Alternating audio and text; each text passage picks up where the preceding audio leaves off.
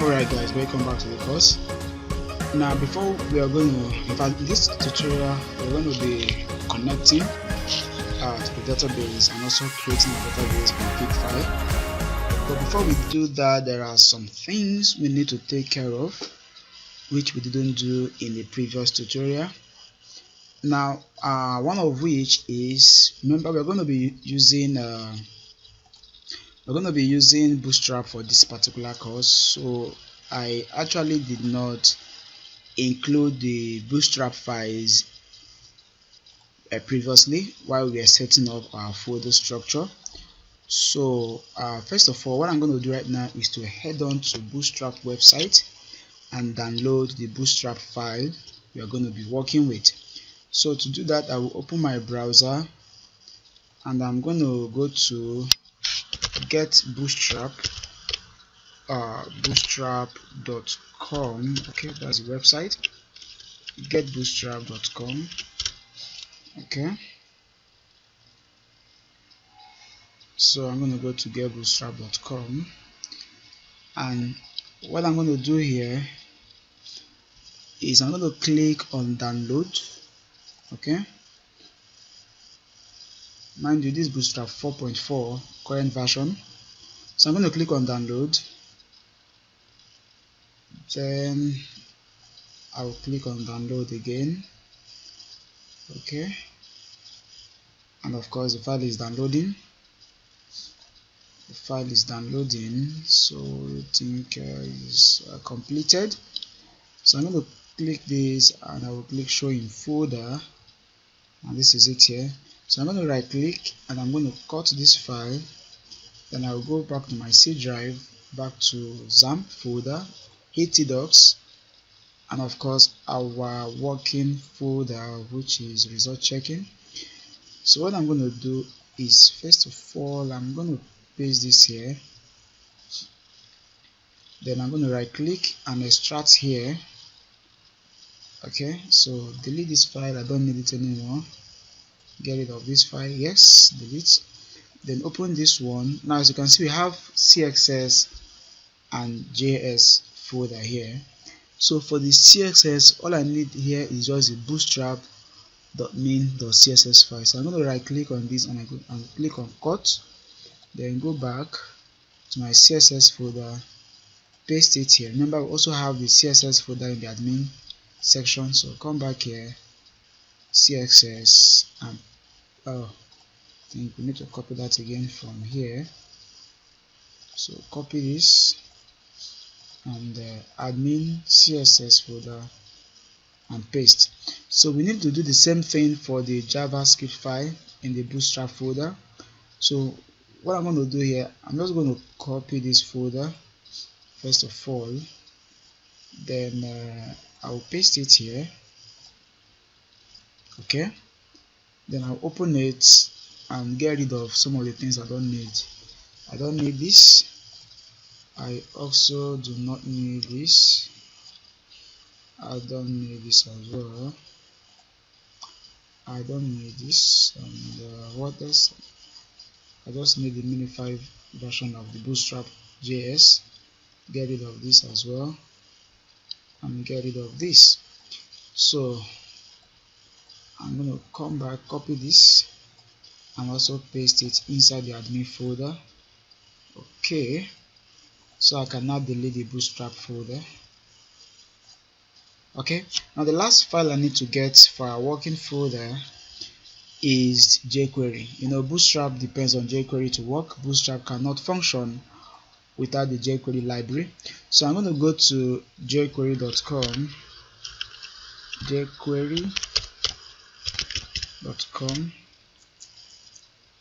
alright, jQuery.com, then I'm going to click on download. I'm going to click on download, and of course download the compressed production jQuery 3.4.1. so this is one I want. I'm going to click on this, and this is going to load a page that contains all the jQuery code. Now what I'm going to do here is this. I'm going to open the IDE I'm going to be using for this course. So I will be using PHP Storm for this course, and feel free to use any text editor you want, Sublime Text, Visual Studio Code, whatsoever that is you like, whatsoever is best for you to use as an editor or an IDE. You can go ahead and use it, but I'm going to be using PHP Storm for this course, and that's because of the numerous features that comes with PHP Storm. Now already I've opened the working folder in PHP Storm, and to do that is very simple. You just go to File menu, you click on Open, then you select the folder. From here, as you can see, I navigated to the XAMPP folder and htdocs. Okay, then our working folder is result checking. I clicked on it and I clicked on OK, so that will load it on this particular section here. Okay, so now what I want to do here, I want to open the JS folder. Okay, now in fact I'm going to right click on the JS folder to make a new file and call it jQuery.js. So I'm going to right click on JS and I'm going to come to new. I'll come to JavaScript file, so I give it a name of jQuery. Okay, I'll click OK, and once I click OK, the file will be created for us. The jQuery file will be created and the JavaScript file is created. That is good. Now the next thing I want to do here is to head on back to our browser, and I'm going to Control A here to select everything I have here, and I'll C to copy, then head back to our text editor or IDE, and to V to paste all the contents there. Okay, so I'll give it some time to paste. Good. Now since this is pasted, we have jQuery to work with now. So I'm going to close this and head back to our working folder, and of course it's jQuery sitting here. So I'm going to copy the jQuery file back, admin folder, JS, and paste as well. So our folder structure and all the necessary files we need to work with are now complete. Okay, so the next thing I'm going to do here is head on back to our browser. Okay, now I'm going to go to the database because I want to add some content or some information to the database that will work with. So localhost phpMyAdmin again. Alright, localhost phpMyAdmin. Wait for it to load.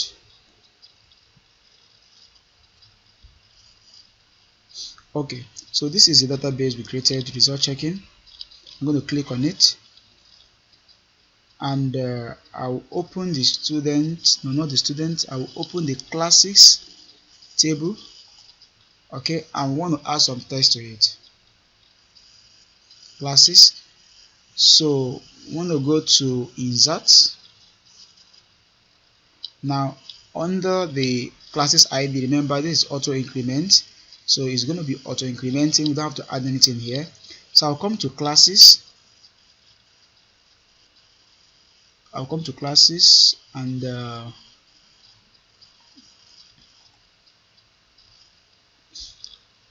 okay, so on classes I'm going to add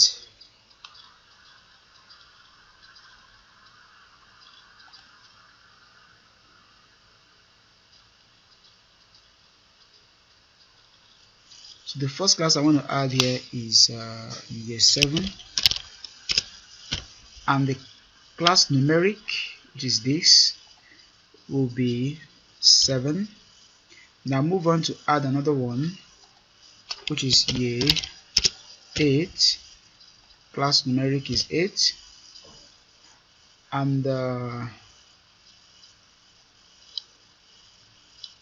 okay, so let's click on save first of all here. Okay, so if I go back here to browse, you see we've added 2. Okay, two classes added, year 7, year 8. So I'm going to go back to insert and add the remaining classes. So here will be year 9, and class numeric is 9, and here will be year 10, class numeric is 10. So insert, we come here, insert as a new row, and then insert another row. So let's do this very quickly. Good. So 2 rows inserted, and we want to complete it now. So we have year 11, and of course year 12, and that should be it. Okay, so back to browse. We have all the classes inserted now. We have year 7, year 8, year 9, year 10, 11, and 12. Okay, so the next thing we want to do is to head on to the student section. We're going to head on to the student table. Okay, now I want to upload some database information to use on this particular student section, and also I'm going to leave the okay, no, I'm not going to leave that for you, so you can just grab some student information to work with. But later in the tutorial, I'm going to create a registration form that new students can use to register into the system. So I'm going to go to export. I'll go to export, then I will come to import, not export, import, because we're importing values into the database table. So I'm going to come to choose file. I'm going to come to choose file. Then I'll head on to where I have the files on my system. Okay, I'm going to scroll down a bit, and this is it, dbexport.sql. So I'm going to click on that. Then I'm going to click on go. Allow it to load and upload this information to the database. What is happening?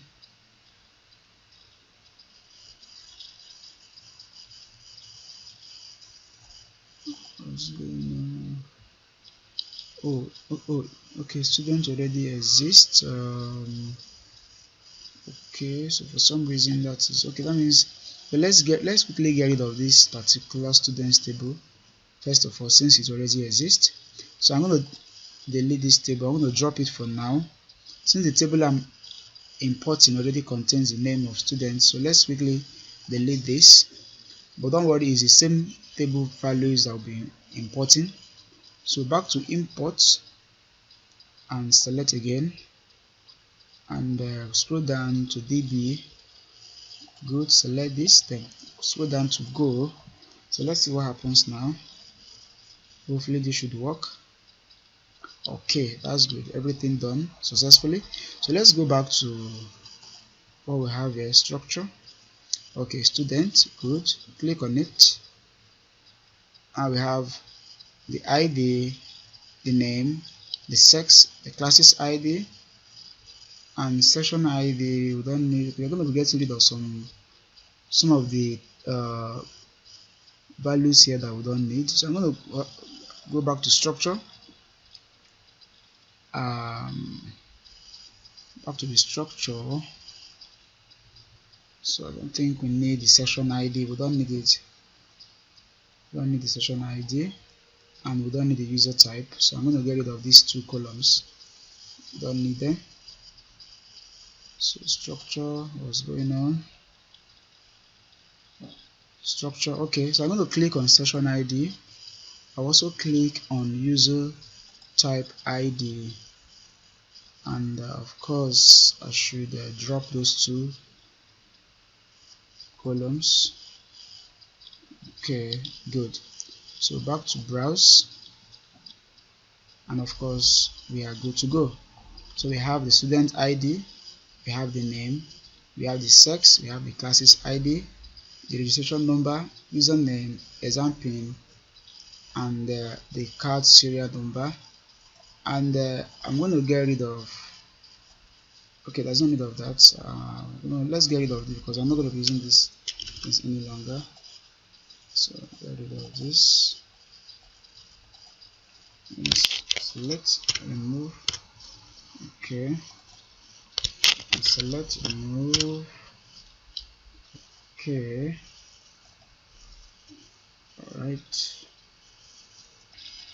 alright, so I had to just pause the video there to get rid of every of this class serial number that already existing for these names.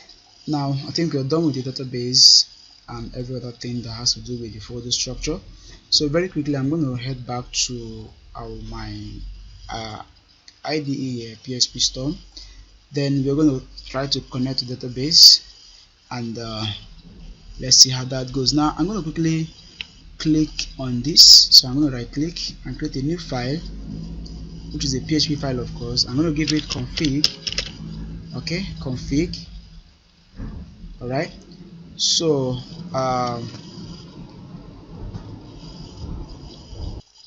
alright, so we're going to connect to the database. The first thing we're going to create is a variable, and I'm going to call it localhosts or db hosts. I'll call it db underscore hosts, and I'll give that localhosts. We're using procedural here, procedural connection. Then the next is the database user. So db user is always root, so we'll give it the name root. And the next parameter is db password. We'll call it db pass, and that will be equals to this. So I'm using a password. So in your own case you might not be using a password, but I'm using a password. And the last is the database name, so db name, and remember we gave you the name of results checking. Alright, so that's it. Now don't mind this stuff here, just PHP Storm trying to tell me that there's a typographical error here. Now if to remove this, you can just right click. Alright, so like I said, what we're going to do here is right click here, then come to spelling and come to save, and that should do the magic. So I'm going to create another variable here called con, which is short for connection. So to connect procedural, my SQLi underscore connect, that's what we're going to write, and PHP Storm has a way of completing this for you. So the first thing we're going to enter here is db hosts. Okay, that database hosts. Then the next will be db user. Okay, followed by db password, and lastly db name. Okay, so we're going to check if this connection was successful. So we're going to write an if statement here that says if. Okay, come back here. Now if not, this is negative, which means if the connection was not successful, we want to throw an exception error. We want to say die, we want to kill the page. So the die function kills the page and prevents every other thing from loading on the page. So we're going to say die. We're going to write error connecting to database, and we're going to append my SQLi underscore error. Okay, the function that will tell us the type of error. What is this? The type of error that we are experiencing. Alright,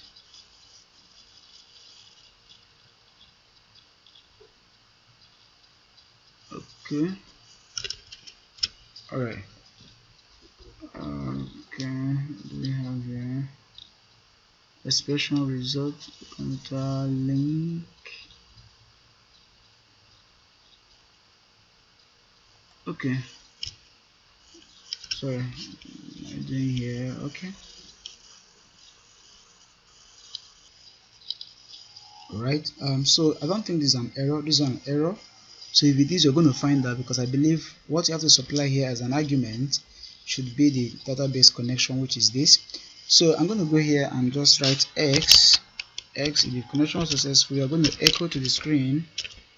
I'm going to echo to the screen connection successful. Okay. Alright, so let's just run this. Now I'm going to go back to my browser, and of course I will open a new tab and go to localhost. Remember, the URL or the name of the folder is result checking.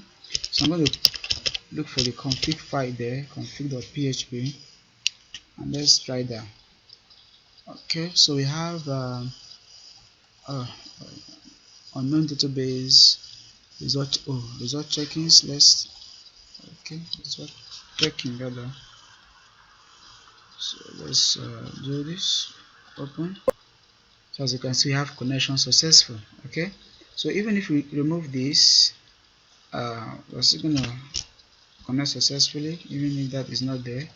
So refresh, we still have connection successful. And if you decide to maybe change the password, maybe remove the S there, you should get an error. Okay, access denied for user localhost blah blah using password. Yes. Okay, so let's really put this, and